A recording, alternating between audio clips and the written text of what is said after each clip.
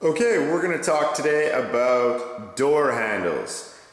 This is the door handle leading to the washroom. So it is called a privacy door handle. It's got a locking latch button on the other side. So when you go to the washroom, you're able to make sure no one can walk in on you. If the door accidentally gets locked, it's got a little push hole in it so that you can open it from this side with a piece of wire, or some handles will give you the actual attachment for that. Over here, I've got just a passage set. So passage set is no locking mechanism, just able to open it back and forth. I'm going to show you the install on this bedroom door with a passage set.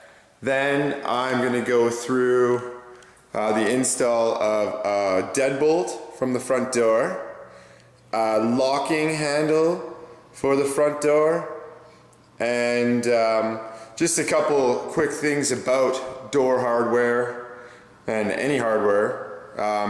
There is a lot of extra pieces sometimes because they give you extra latch plates for different settings. They give you different options for the length the hole is away from the latch. Just a ton of different stuff. I really recommend that you take out the instructions and actually follow them very specifically. I've used so many different types of door handles, and they're all a slight bit different. Now, another thing I'd like to just let you guys know is I prefer not to really use a cordless drill when I'm doing hardware. I use a hand screwdriver just so that I don't strip out the screws. They're mostly machine screws, connecting the knobs together and stuff like that. So I just recommend that you use a hand screwdriver to tighten everything down. That way you're not stripping anything or getting carried away too fast.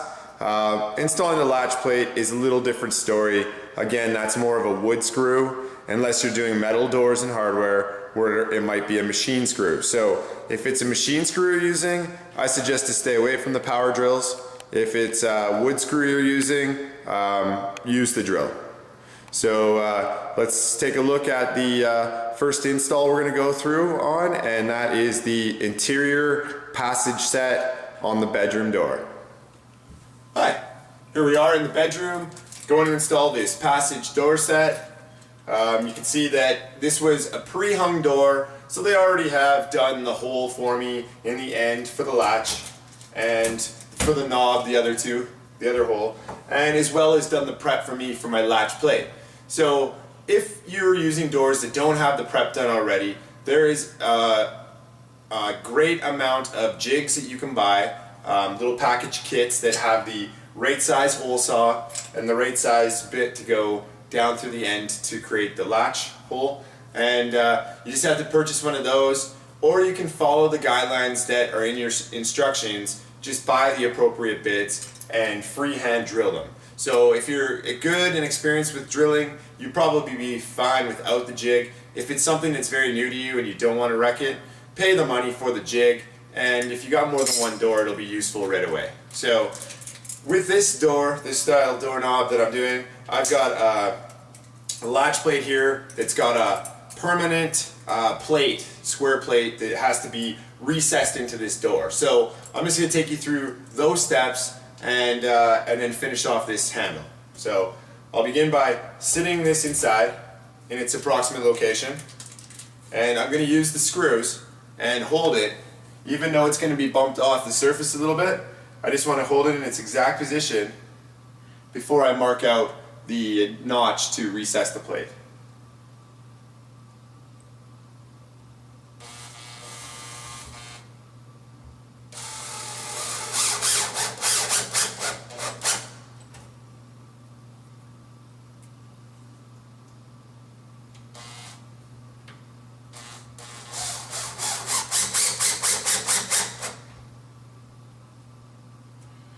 Okay, so that's in the appropriate position, but it's sticking out, so I can easily see by attaching it how much I have to recess it in, and I'm going to get my utility knife and just score around these edges of this plate.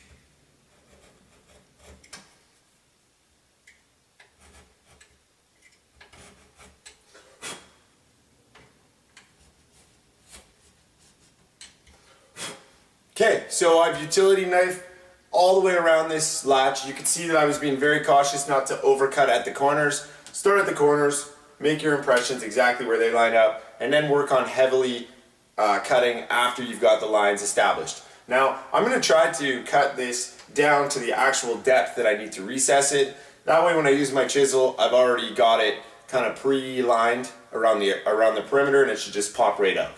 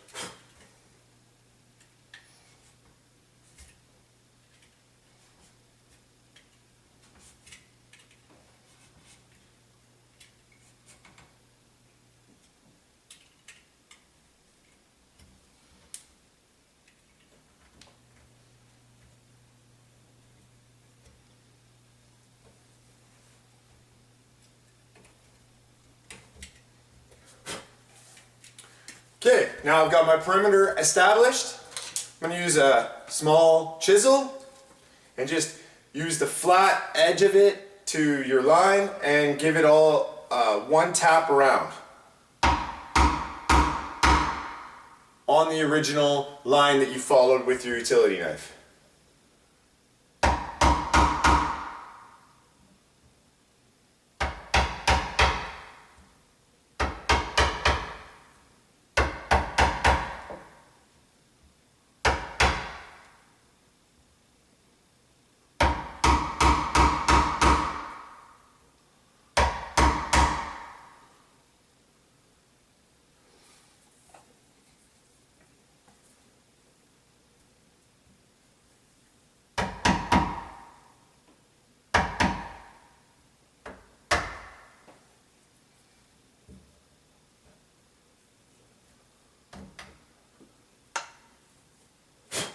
Okay, so you can see because I went around the perimeter a few times, that was quite easy to pop that piece out. I'm going to get in here on the inside about the same depth as my plate.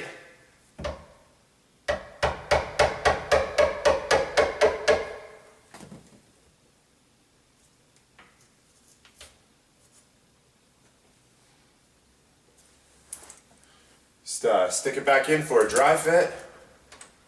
And I can see that I'm perfectly flush at the top and need to remove a little more at the bottom. I'm going to just use my utility knife and re-score it out a little bit.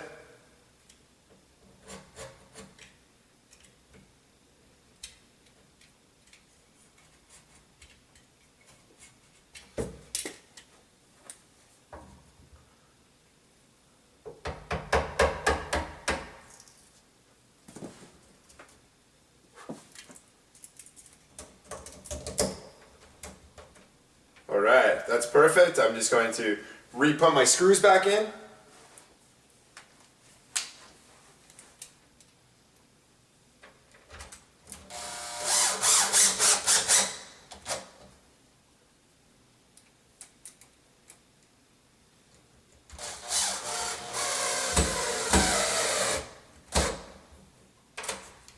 Okay, latch plate is perfectly recessed into the door now. So I'm going to carry on with my handle installation.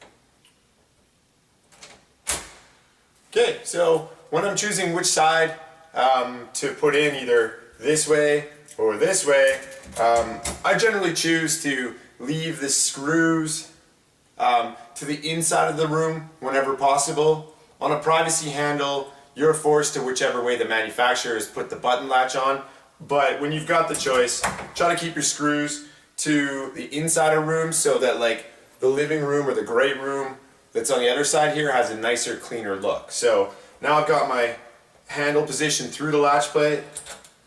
Take my machine screws and try to start them up with finger tightening so that you don't strip the threading. So I can feel that that one is in the threading.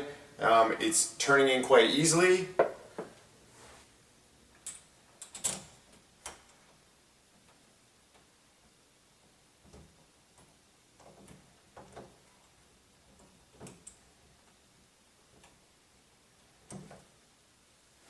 Got that one too.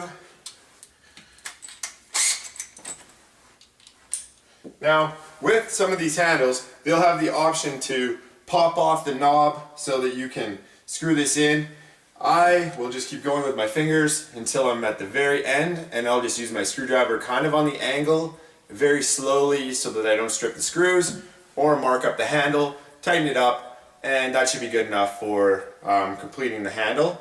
Then I can move on to the latch plate.